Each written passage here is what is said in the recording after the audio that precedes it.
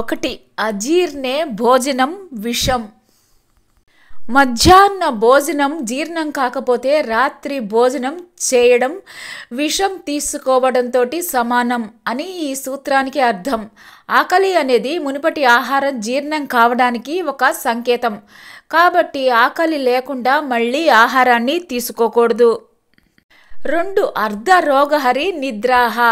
సరైన నిద్ర మీ వ్యాధులను నయం చేస్తుంది. మనిషికి ఆహారం ఎంత ముఖ్యమో తగినంత నిద్ర కూడా అంతే ముఖ్యం. ఆరోగ్యవంతుడు రోజుకి కనీసం 6 గంటలు నిద్రపోవాలి.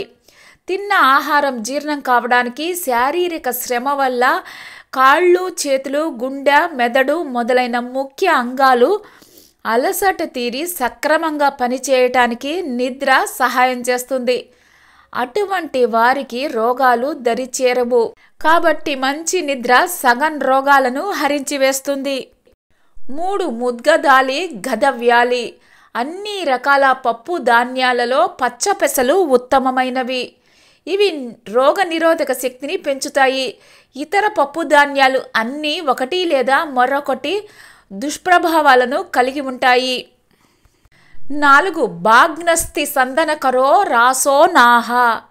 అంటే వెల్లుల్లి విరిగిన ఎముకలతోటి కలుస్తుంది. వెల్లుల్లి తరచుగా తినేవారిలో ఎముకలు, వాటి జాయింట్లు గట్టిగా ఉంటాయి. 5, అతి సర్వత్రా వర్జయేత్. అధికంగా తినేది ఏదైనా అది మంచి రుచిని కలిగి ఉన్నా ఆరోగ్యానికి మంచిది కాదు.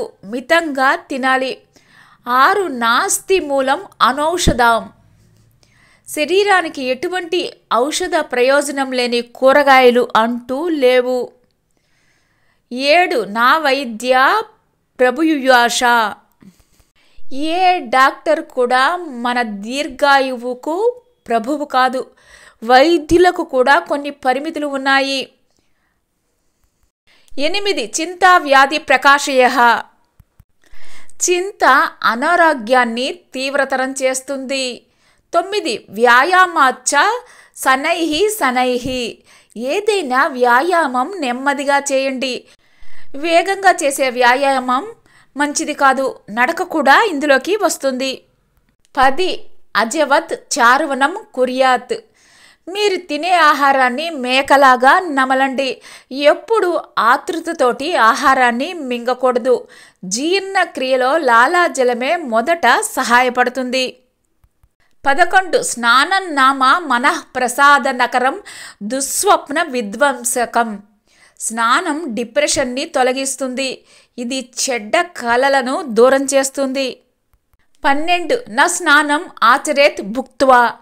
ఆహారం తీసుకున్న వెంటనే స్నానాన్ని చేయకూడదు.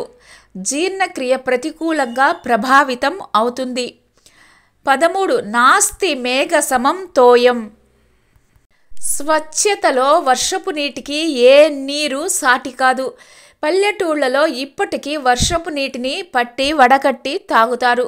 కానీ నేరుగా పడిన వర్షపు నీటినే పట్టాలి. ఇంటి చూరుల మీద నుంచి కారిన నీరు వాడకూడదు. 14, అజీర్ణే బేజాజం వారి. మంచినీరు ఎక్కువగా తీసుకోవడం ద్వారా అజీర్ణాన్ని పరిష్కరించవచ్చు.